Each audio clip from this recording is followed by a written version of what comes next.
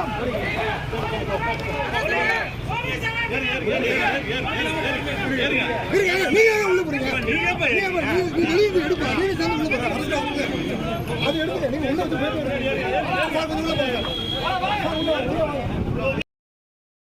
வணக்கம். வணக்கம் ஜி, இன்னைக்கு காலையில அண்ணாமலை வந்து இந்த பரபரப்பான சூழ்நிலையில வந்து அரெஸ்ட் ஆகியிருக்காரு. ஆளுங்கட்சி எதிர்த்து அரெஸ்ட் போராட்டம் பண்ணாலே இப்போ வந்து அரெஸ்ட் அப்படிங்கிற நிலைமைக்கு வந்திருக்கு. இதை நீங்க எப்படி பாக்குறீங்க? இது திராவிட மாடலுடைய ஜனநாயக படுகொலை. ஏன்னா இந்த போராட்டம்னு இல்லை, சமீபத்தில் எந்த கட்சி எந்த போராட்டம் நடத்தினாலும் ஆளுங்கட்சிக்கு எதிராக அமைதியான முறையில் ஒரு அறப்போராட்டத்தை இந்த அரசாங்கம் அனுமதிப்பதில்லை. காவல்துறை மூலியமாக கைது செய்யப்பட்டு அன்று மாலையில அவங்க விடுவிக்கப்படுற சூழல் தான் பார்க்கிறோம். இதை தொடர்ந்து செய்து கொண்டிருக்கிறார்கள். இப்போதும் இது நடக்குது. இப்போ டாஸ்மாக்ல ரெய்டு வந்து பல ஆயிரம் கோடி ரூபாய்க்கான முறைகேடு நடந்திருக்கிறது, ஊழல் நடந்திருக்கிறது என்று சொல்லும்போது எப்படி கைகட்டி வேடிக்கை பார்க்க முடியும்? மாநில தலைவர் அண்ணாமலை அவர்கள் ஒரு அறைகூவல் விடுத்தாரு. அவர் மாத்திரமல்ல, அவர் கைது செய்யப்பட்டது மாத்திரமல்ல, மூத்த தலைவர்கள் அண்ணன் ஹெச்ராஜா மாதிரி உள்ளவங்களும் கைது செய்யப்பட்டிருக்காங்க. அங்கங்கே மாவட்டங்கள்ல பல பேர் வீட்டுக்காவலில் வைக்கப்பட்டிருக்காங்க. இன்னைக்கு மூத்த தலைவர்கள் கைது நடவடிக்கையை கண்டித்து அங்கங்கே மாவட்டங்கள்ல இன்னைக்கு ஆர்ப்பாட்டங்கள் நடக்க இருக்கிறது. அதையுமே கைதுதான் செய்வாங்க. தெரியும், அதை அனுமதிக்கிற சகித்துக் கொள்கிற தன்மை இந்த ஆட்சி கிடையாது. அதனால ஜனநாயக போராட்டங்களை சகித்துக் கொள்கிற இடத்துல அந்த திமுக கட்சி இல்லை. அது அவங்க முன்னோர்கள் சொல்லி கொடுத்த பாடமா என்னன்னு தெரியல. விரைவில் அவங்க திருந்துவாங்கன்னு நம்புறேன். அடிப்படையா பாஜக இங்க வந்து காலையே ஊன முடியாது அப்படின்ட்டு திமுக காரர்கள் இன்னைய தேதி வரைக்குமே சொல்லிக்கிட்டு இருக்காங்க. ஆனா பாஜக ஒரு ஸ்டெப் எடுத்து வைக்கும் போதே அவங்களை கைது அந்த மாதிரி முடக்கிறதுக்கான வேலைகளை பாக்குறாங்களே, இதை நீங்க எப்படி பாக்குறீங்க? தொடர்ந்து பிஜேபிக்கு பயப்படுறாங்கல்ல. பிஜேபியினுடைய எந்த போராட்டத்தை அனுமதிச்சே இல்லையா? இப்ப திருப்பரங்குன்றம் போராட்டமே நீங்க நம்ம உயர்நீதிமன்றத்துல மதுரை கிளையில போய் நம்ம மனு வாங்கித்தான் நடத்துறோம்.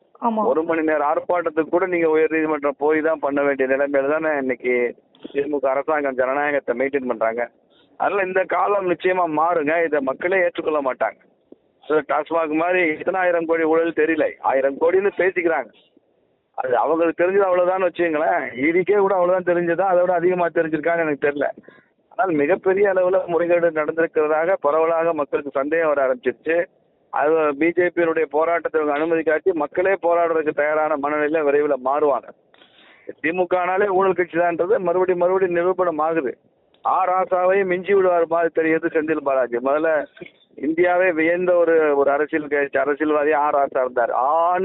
வாயை திறந்து பிரமிக்கிற அளவுக்கு அவருடைய ஊழல் மிக பிரம்மாண்டமா இருந்துச்சு. இன்னைக்கு அது வழக்கு நிலுவையில தான் இருந்து கொண்டிருக்கு. அதை விடவும் அதிக உச்சத்துக்கு போகிறார் செந்தில் பாலாஜி என்றுதான் நான் நினைக்கிறேன்.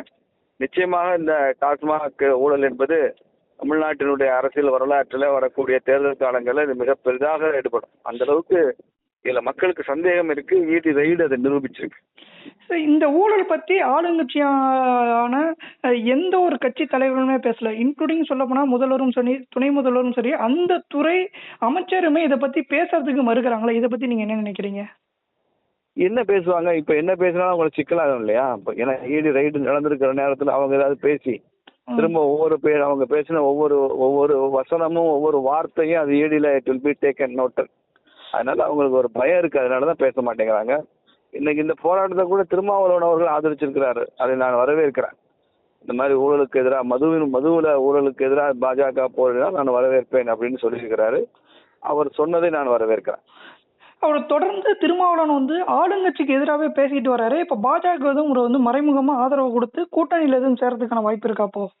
இல்ல, இதை இஷ்யூ பேஸ்டுன்னு தான் நான் நினைக்கிறேன். திமுக கூட்டணி அவ்வளவு சீக்கிரமாக விரிசல் அடைஞ்சிரும், அவ்வளவு சீக்கிரமாக அது முடியும் அப்படின்னு நான் நினைக்கல. திமுக கூட்டணியை ஒரு பலமான எதிர்கட்சிகளுடைய கூட்டணி மூலமாகத்தான் வரக்கூடிய தேர்தலை நாங்கள் தூக்கி எறிவோம். நாங்கள் அமைக்க போற கூட்டணி என்பது திமுக கூட்டணியை விட வலுவான கூட்டணியாக இருக்கும். மக்கள் மிக விரைவில் அதுக்கு ஆதரவு தெரிவிக்கிற கூட்டணியாக அது மாறும்.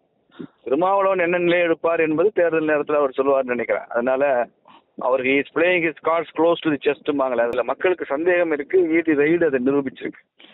இந்த ஊழல் பத்தி ஆளுங்கட்சியான எந்த ஒரு கட்சி தலைவருமே பேசல. இன்க்ளூடிங் சொல்ல போனா முதல்வரும் சரி, துணை முதல்வரும் சரி, அந்த துறை அமைச்சருமே இதை பத்தி பேசுறதுக்கு மறுக்கிறாங்களா? இதை பத்தி நீங்க என்ன நினைக்கிறீங்க? என்ன பேசுவாங்க? இப்ப என்ன பேசினாலும் அவங்களுக்கு சிக்கலாகும் இல்லையா? ஏன்னா ஈடி ரைடு நடந்திருக்கிற நேரத்துல அவங்க ஏதாவது பேசி திரும்ப அவங்க பேசின ஒவ்வொரு வசனமும் ஒவ்வொரு வார்த்தையும் அது ஈடியில it will be taken noted. அதனால அவங்களுக்கு ஒரு பயம் இருக்கு, அதனாலதான் பேச மாட்டேங்கிறாங்க. இன்னைக்கு இந்த போராட்டத்தை கூட திருமாவளவன் அவர்கள் ஆதரிச்சிருக்கிறாரு, அதை நான் வரவேற்கிறேன். இந்த மாதிரி ஊழலுக்கு எதிராக மதுவுல ஊழலுக்கு எதிராக பாஜக போராடினால் நான் வரவேற்பேன் அப்படின்னு சொல்லியிருக்கிறாரு. அவர் சொன்னதை நான் வரவேற்கிறேன். அவர் தொடர்ந்து திருமாவளவன் வந்து ஆளுங்கட்சிக்கு எதிராகவே பேசிட்டு வர்றாரு. இப்ப பாஜக வந்து மறைமுகமா ஆதரவு கொடுத்து கூட்டணியில எதுவும் சேர்றதுக்கான வாய்ப்பு இருக்கா அப்போ? இல்ல, இதை இஷ்யூ பேஸ்டுன்னு தான் நான் நினைக்கிறேன். திமுக கூட்டணி அவ்வளவு சீக்கிரமாக விரிசல் அடைஞ்சிரும், அவ்வளவு சீக்கிரமாக அது முடியும் அப்படின்னு நான் நினைக்கல. அதிமுக கூட்டணியை ஒரு பலமான எதிர்க்கட்சிகளுடைய கூட்டணி மூலமாகத்தான் வரக்கூடிய தேர்தலை நாங்க தூக்கி எறிவோம். நாங்கள் அமைக்க போற கூட்டணி என்பது திமுக கூட்டணியை விட வலுவான கூட்டணியாக இருக்கும். மக்கள் மிக விரைவில் அதுக்கு ஆதரவு தெரிவிக்கிற கூட்டணியாக அது மாறும்.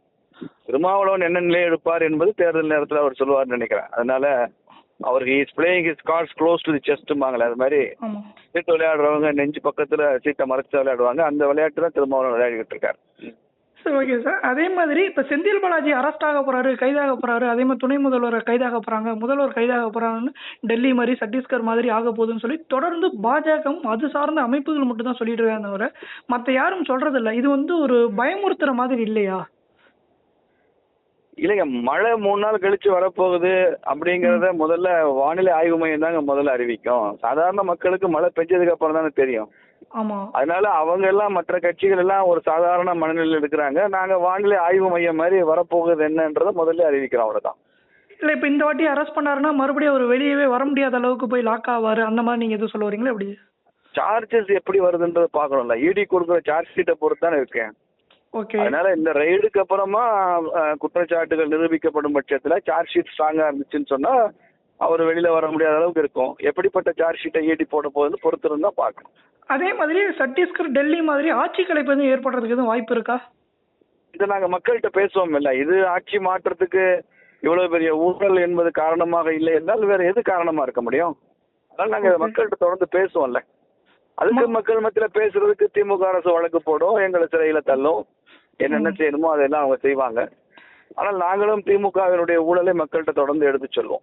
அதே மாதிரி மும்மொழி கொள்கைக்கு ஆதரவா இப்ப நீங்க வந்து மிகப்பெரிய அளவுல ஒரு போராட்டமும் சரி பொதுக்கூட்டம் தொடர்ந்து நடத்திட்டு வரீங்க.